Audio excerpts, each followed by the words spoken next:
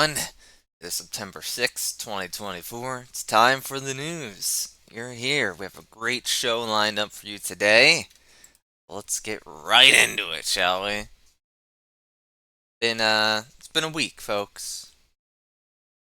Another week in the books. We're doing it. First story.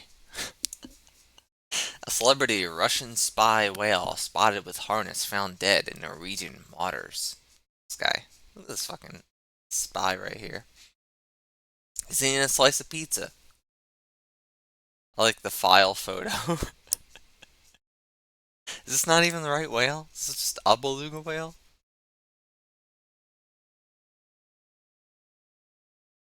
It's definitely wearing a harness. It's wearing something. White beluga whale named, oh my god, Vladimir. First spotted in Norway, not far from Russian waters, with a harness that ignited rumors that he may be a Moscow spy, has been found dead. They killed the Russian spy whale. The Norwegian public broadcaster NRK reported that the whale carcass was found floating at the Risavika Bay in southern Norway Saturday by a father and son who were fishing. The beluga, named by combining the Norwegian word for whale, haval, or val, and Russian President Putin's first name, Vladimir, was. So is it really supposed to be Hal Vladimir? Okay. Was lifted out of the water with a crane and taken to a nearby harbor where experts will examine it. Unfortunately, we found Vladimir floating in the sea. He passed away, but it's not immediately clear what the cause of death is, marine biologist Sebastian Strand told NRK, adding that no major external injuries are visible on the animal. Strand, who has monitored Vladimir's adventures for the past 3 years on behalf of the Norway-based Marine Mind non-profit organization, said he was deeply affected by the whale's sudden death. It is absolutely horrible, Strand said. He was apparently in good condition as of Friday, so we just have to figure out what might have happened here. The 4.2 meter, 14 feet long and 1,225 kilogram, as in a 2,700 pound whale, was first spotted by fishermen near the northern island of Ingoya, not far from the Arctic city of Hammerfest, in April 2019, wearing a harness and what appeared to be a mount for a small camera and a buckle marked with text equipment St. Petersburg. That sparked allegations that the beluga was a spy whale. Experts said the Russian Navy is known to have trained whales for military purposes. Over the years, the beluga was seen in several Norwegian coastal towns, and it quickly became clear that he was very tame and enjoyed playing with people. Yeah, the buckle was marked spy whale.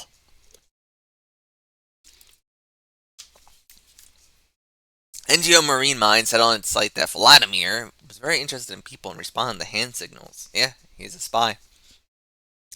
Based on these observations, it appeared as if Vladimir arrived in Norway by crossing over from Russian waters, where it presumed he was held in captivity. Norwegian media has speculated whether Vladimir could have been used as a therapy whale of some sort in Russia. What? Those Russians don't have therapy whales. Get out of here.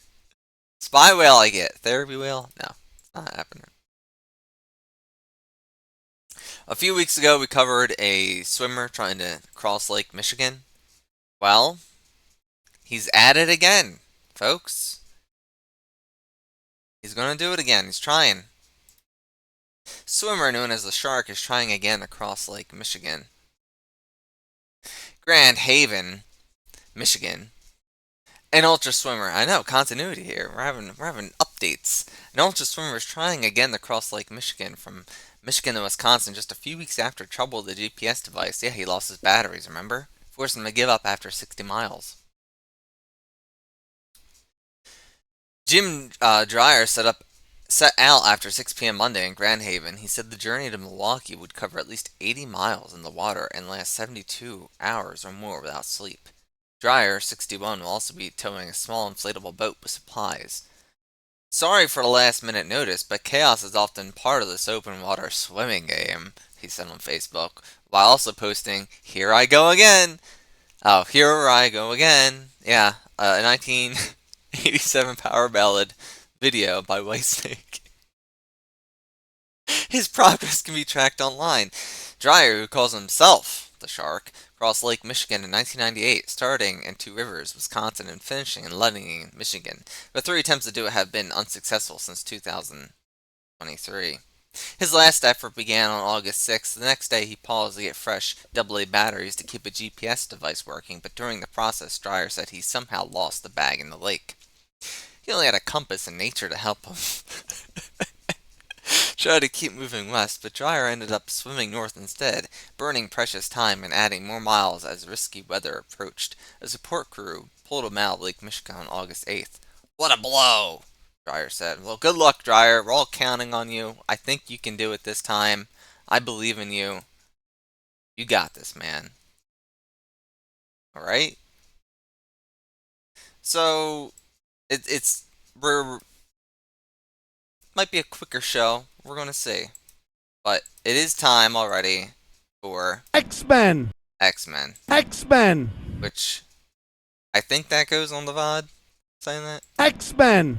I do have desktop stuff disabled, but I think he's a separate file. X-Men! X-Men! Okay.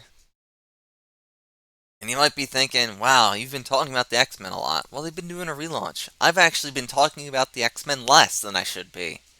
You didn't even know it until now. I've been talking about the X-Men less than I could be and should be. So, I just figured the final title, Exceptional X-Men, of this relaunch came out, and I'll go through and explain where everyone is on each team. Someone's using a blender. I'm hoping that's not being picked up. So we have the X-Men team. This is just regular X-Men, right? On this team, we have Cyclops, Beast, Magneto, Psylocke, Kid Omega, Temper, Magic, and Juggernaut. What's the basic plot of this? They're in Alaska. They're living in an old Sentinel factory. The government won't get off their fucking dick, especially for using villains like Magneto and Juggernaut on the team. Basically it. Also, there's an underlying story thread of older people than teenagers are having their mutant genes activated out of nowhere. So that's what's going on there. Uncanny X-Men. We have Rogue, Gambit, Wolverine, Nightcrawler. They're in New Orleans. They're living off Gambit's old family home. There's only one issue out, and it ended with, it seems to be a new set of young mutants, so perhaps they'll be taking them into the home and teaching them. We don't know yet. This is my favorite so far of the relaunches.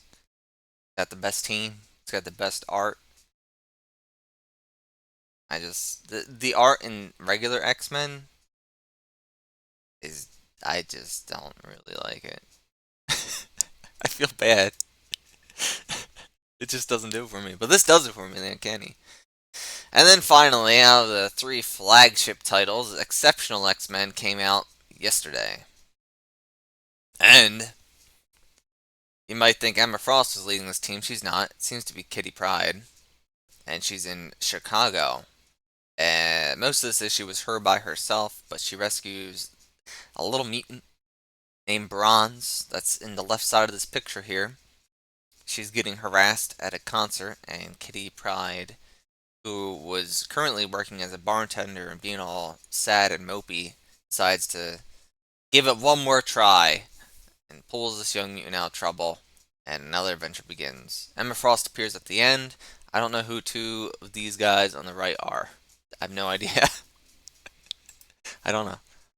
I thought this was fine. No one's talking about this one. It seems to be getting no press. I thought that's weird. It wasn't. So I don't think it was amazing, but it wasn't particularly bad that Marvel should be ashamed of it or anything. What else do we have? NYX. I haven't read this. This is where I'm getting at. I've actually been talking about the X-Men less than I should be. Haven't read it. Haven't read the next 3 I'm going to be covering, but I figured put them out there. Now, Miss Marvel's here. Wolverine, as in Lair, is here.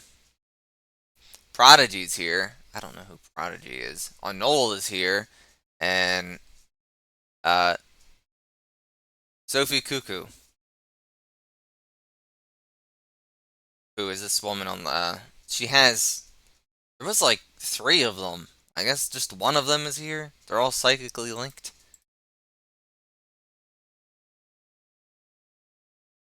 One of the Cuckoo sisters.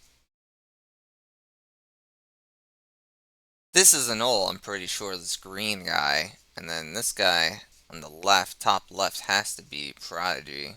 Obviously, Miss Marvel in the front, and Wolverine on the left. I haven't read this. They're in New York City. Probably won't read this. But it's out there. X Factor. I've read old X Factor. I've read old X Factor after the original five leave the team. When Havoc is leading the team. Now, Havoc is on this team, but so is Angel. Which means it's sort of a mix of the original five and the newer team. Feral's here. This kitty cat looking beast. Fire Fist, obviously the fire guy. Zyber. And who I believe is this lady. And Cameo, who's not on the front page. Cameo looked like Morph, but I haven't read it. Probably it's possible I read this one, but like X Factor and X Force, which we'll be covering next, little spoiler. I kind of like to binge those. They're not really a month by month thing for me, like regular X-Men and Uncanny. For now, I'll probably just be covering X-Men and Uncanny on the news broadcast. Then we have X-Force. We have Forge, who's leading the team. He's there with the big gun. We have Sage. We have Tank. We have Captain Britain, who's here on the right. There's Betsy. Braddock. We have Ascani, who is Rachel Summers. She's over here on the left. And we have Deadpool here. I feel like one of these isn't named. Let's see. 1, 2, 3, 4, 5, 6, 7. I have 1, 2, 3, 4, 5, 6 names. I don't know who one of these people are. No idea. As I was doing my notes last night, I guess I don't know who one of these people are. Sorry, person. That's the X-Men. Which one's the best? I think Uncanny. It's very simple. There's too many fucking X-Men, as we've just seen. There's too many. That's not even counting all of them. This isn't counting the solo titles coming out either. Like the Wolverine. And then there's Wolverine, and then there's that hardcore Wolverine I covered. Dazzler's coming out with a 4-part mini. I think Jean Grey has one right now, and Psylocke's getting one. I will cover the Dazzler on here. If I remember to keep reading the hardcore Wolverine, I'll keep covering that. Maybe I'll cover regular Wolverine. Yeah, that dinner fucked me up, man. I'm feeling it. It's very sugary. I might eat more of that tonight if there's any left. Seems good. That's the X-Men news for the day. We got some breaking news though. I'm very excited. Very excited to cover this on the channel. Some breaking news here. Let's bring it up. A few weeks ago, I covered a man trying to cross Lake Michigan. And in today's show, this man tried to cross Lake Michigan again, the shark. Well, I have some bad news. Ultra Swimmer abandons attempt to cross Lake Michigan again. He's out. He's quit again. It's always the same fucking photo, by the way.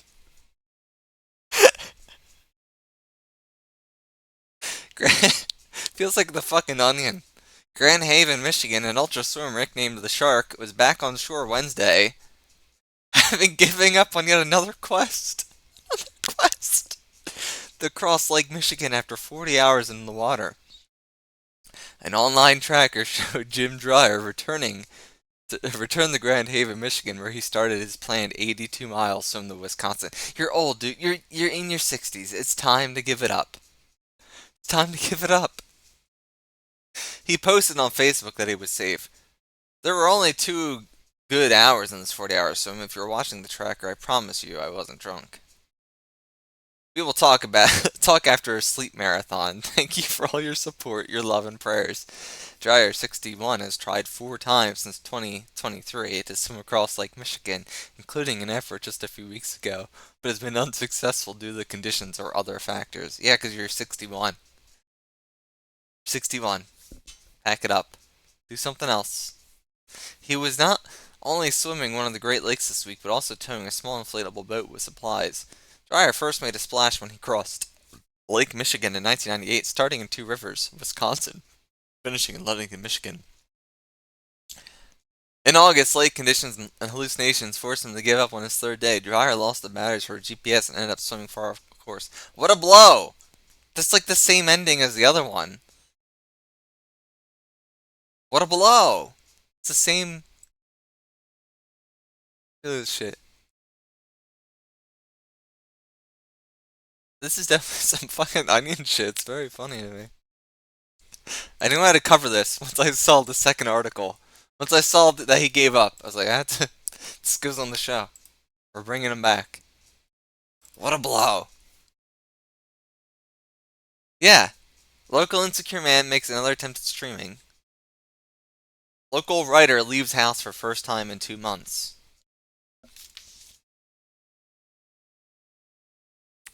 And then in brackets, besides from getting beer.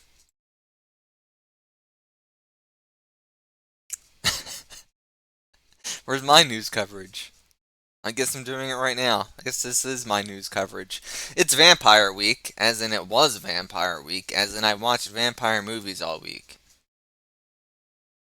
So I'm gonna go through the vampire movies I watched this week.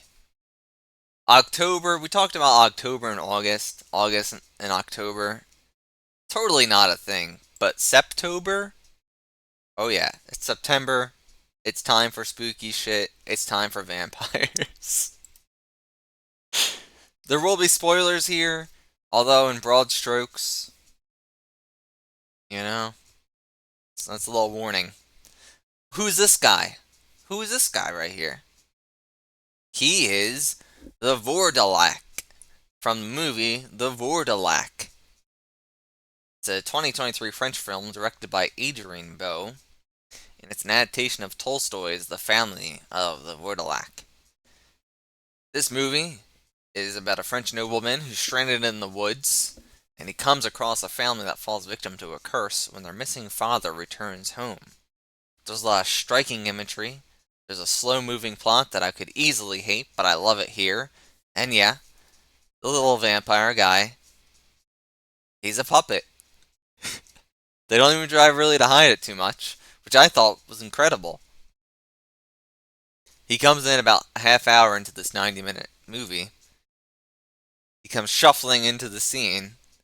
He's the undead father, and he's very clearly a puppet, and it's fine. And I think more movies should do something like this, because it was really cool. They got a monster in my pocket, the Vourdalak? That's cool too. Bring back more puppets in horror movies or in any movie. Just have a fucking. They have all these Muppet movies, which are, they're good. They have their place. Have a regular movie and just have one of the Muppets play one of the characters. Some shit like that. Or just have a puppet play a character. I like this a lot. I thought this was pretty good. I think everyone would probably enjoy this. If you're in the right mood, you have to be in the right fucking mood for this movie, though. I won't spoil everything, but there's some great stuff that happens in here. But it also seems to be naturally lit and possibly shot on film. It was very pretty. I liked it. and there is a puppet, an evil puppet. Hello, Milton. How are you doing?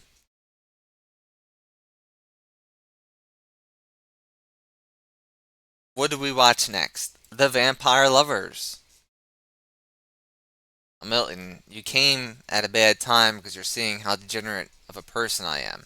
This is a Hammer horror movie from 1970, directed by Roy Ward Baker, who did a lot of other Hammer movies, such as Dr. Jekyll and Sister Hyde, which is a gender bent version, as in, not that Dr. Jekyll is a woman, but Dr. Jekyll is a man who becomes a woman. But that's not what this movie is. He also directed Quatermass and The Pit and The Scars of Dracula. Now, I had watched the Vourdalak, and that was reminding me of a modern Hammer horror picture. You saw me in a dress, you think you're braced enough? Alright. Good, good. So, the Vourdalak really, it does feel like a Hammer horror movie. Not as cheesy, but sort of very low budget, simple, kind of one location. These Hammer horror movies usually have like 2 or 3 sets at most. And I wanted to watch a Hammer horror movie after watching the Vourdalak. So what did I think about the Vampire Lovers, which I've seen before? While I remember liking this a lot more, and I remember Peter Cushing in it a lot more. He's not in it as much as I remembered, and I don't really like it as much as before, but it's fine. It's an adaptation of Carmilla, the novella by Sheridan Le Fanu, rather. There's a lot of lesbianism in it. Actual lesbian, with them kissing, and this woman on the left, she shows her titties a bunch. There's a lot of boobs. It's a fun time. It's a fun little romp. It's on Tubi. Vourdalak, I had download, but this is on Tubi. Should you watch The Vampire Lovers? It's part of a trilogy, the Karnstein trilogy. I think, let's see what the other ones are. I've seen them all before. Watched them in college. Vampire Lovers, Lust for a Vampire, and Twins of Evil. I think this is the best one. I remember the other ones being kind of weaker. And they get less lesbianish as they go on. I think Peter Cushing's in. I'm looking at the Wikipedia article. He is in the third one. He is in Twins of Evil.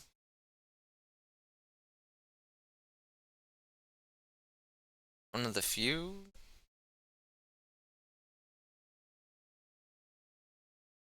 I don't know why it says Peter Cushing, Ralph Bates, Peter Cushing. Did someone stand in for Peter Cushing? I don't know. It's been a while since I've seen. When I was going to university, I went to community college and I went to university. At the university, I had a little netbook, and I would just watch Hammer horror movies all the time between classes. During my first fall semester, because I remember being very rainy. Fuck it, I'm just gonna watch Hammer horror. I watch 2 of these a week. I watched most of them, or at least the ones that interested me, including the Vampire Lovers. All right, I'm delaying. What did I watch next? Well, I thought this was terrible. Just getting that out of the way. I bought a vampire motorcycle. It's from 1990. It's directed by Dirk Campbell. It appears to be his only feature film, although he's done plenty of TV movies and series since. This movie opens up with a cult summoning a demon, who are then randomly slaughtered by bikers. That said demon then goes into one of the motorcycles, which is bought by an unrelated man who then has to deal with his new ride killing people around town. This sounds good, right? Well, it wasn't. It was very dark, as in it was hard to see, and very corny in that bad British way. Sometimes British comedy I really enjoy, and sometimes I really hate it. This is one of the falls in the one I really hate it. It did have some enjoyable effects where they happened and when they happened, but they weren't enough to save the movie for me. It's on Tubi. It seemed hard to find this for a long time. I had been wanting to watch this for a while. I had tried torrenting it a few times, and I would have no seeds. So, Nate Blackest on Twitch, I saw him doing it for one of his Monday movies, and I had stepped in maybe about halfway through it, but then I saw it was on Tubi. So I watched it this week. It's like, fuck yeah, this shit's on Tubi? Trying to watch this movie for a long time. It sucked. I think this is my least favorite of the week. Let's take a look. Going to Count Pupper's Diary. Letterbox. So the Vourdalak I gave 4 out of 5. Vampire Lovers 3 out of 5. This I gave 1.5 stars out of 5. Which is tied with another movie coming up. So did you watch I Bought a Vampire Motorcycle? No, I don't think it's very good. I think it had a good premise. Just like another movie, it's coming up. Let us down. Lair the White Worm. Gave it 4 out of 5 stars. It's from 1988, directed by Ken Russell, who did Altered States and The Devils. Haven't seen The Devils yet. I've had it on my hard drive for a while. Need to watch it. Altered States, I have seen. I thought that was pretty good. This is an adaptation of the Bram Stoker book with the same name.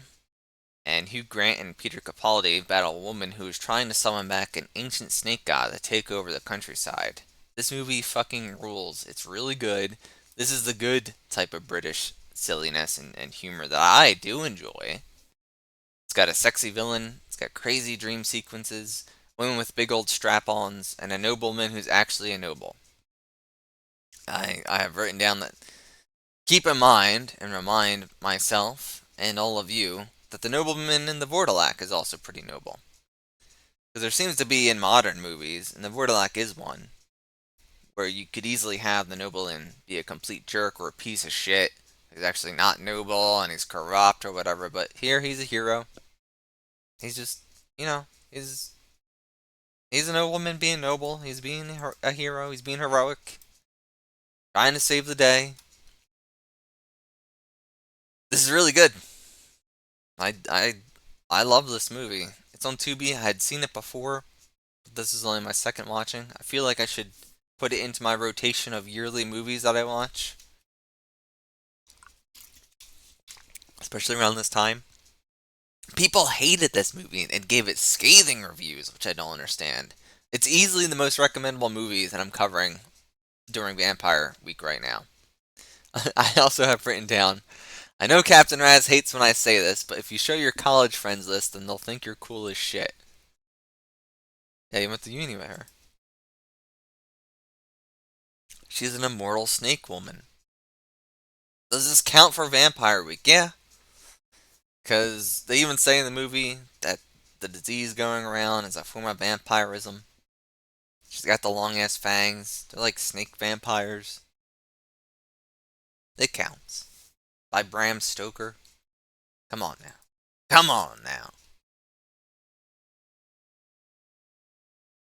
Got next. Vampyr. I watched Vampyr for the first time from 1932. It's directed by some Danish guy named Carl Theodor Dreyer who directed Day of Wrath. It's another adaptation of Carmilla, just like the Vampire Lovers. Although there's no lesbians in here. No lesbians to be found here, instead of a lot of cool, quiet environments that honestly invoked Castlevania-like feelings in me. This movie felt like Castlevania to me, which I know is an insane statement given it came out half a century before the Belmonts took on Dracula. But if you do ever watch it, you'll see that you got the ferryman, you got giant cogs, you got a creepy manor, you got skeletons walking around. There's a cool out-of-body scene. I loved this movie. I gave it 4 out of 5 stars. I can't recommend this movie probably to anyone. It is so slow, and old that I don't think anyone could enjoy it but me. But it's on YouTube, and I loved it, and it was very striking. And like I said, watching it was like, this is Castlevania fucking shit. Now, I doubt the people at Konami even saw this because Castlevania mostly references the Hammer and Universal. But who knows? The final movie I watched was last night, Curse of the Undead, from 1959, directed by Edward Dean. It's a mashup between an older type of Western and a vampire movie that satisfies neither. It's late into the Hollywood era of Westerns and too early for the spaghetti Western influence. It's that sort of boring type of watered down cowboy crap that Hollywood Hays Code loved. A vampire comes to town, he starts killing, flirts with a woman, then her fiance, who is a preacher, kills him. This is on Tubi and YouTube. Kinda sucks. Not very good. I gave it 1.5 stars. Even though I didn't like I Bought a Vampire Motorcycle, and it has the same rating as this, I probably enjoyed I Bought a Vampire Motorcycle more for the novelty and hoping that would get better. This is just kind of shit the whole way through. It's just not good. It's a cool premise. But as I said, it's that bad time of Westerns where you're past the Hollywood Golden Age, which I don't really like those ones either. And then you're too soon to be influenced by the cool spaghetti westerns. So you're just kind of like a shitty fucking western. If this was made maybe in 1975, after spaghetti westerns were around for about a decade, and America tried to make a new fucking hardcore vampire acid western, I think it'd be good. Maybe someone should remake this premise. But as it is, it's kind of just boring. There is some cool shit where he'll challenge people to a duel and he just lets them shoot him because he's a vampire, and then he takes his time to shoot them back. That's about it. What else do I have? Any other news? The final news, I guess. We hit time. We hit time, so we're good. All I have to say is I got done with Fortnite for the most part. There's some weeklies that are going to be coming out in a month that I'll have to do. Other than that, I'm done. Will I keep playing it? Probably. You see me on? You want to play? Okay, sure. But this week it came out all crap. We got it. I mean, done as in the season, not done forever. But, Mortis is also done. Hell yeah. Yeah, because Mysterio doesn't get any bonus styles. Congrats, Mortis.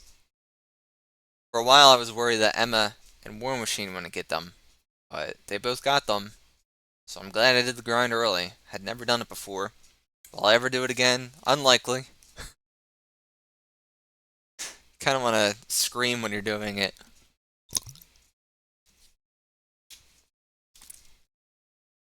No, it's not that bad. But I am done. Did it. Probably play on occasion. I'm hoping they add the Punisher. Seems unlikely, but you never know.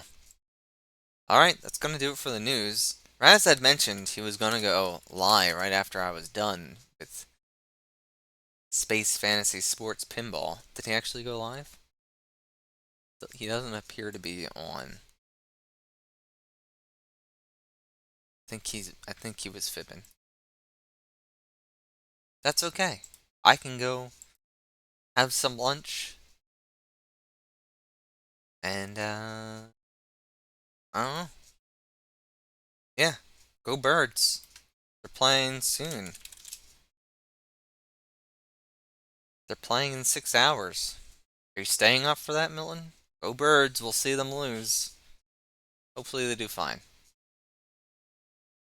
Will I be covering the Eagles? Maybe. I stopped covering the Phillies. Realizing that now. Anyway, this is the part of the show where I'm just delaying saying goodbye, because I do like to keep these succinct. So take care, have a good weekend. Thanks for stopping by. Thanks for stopping by, Milton.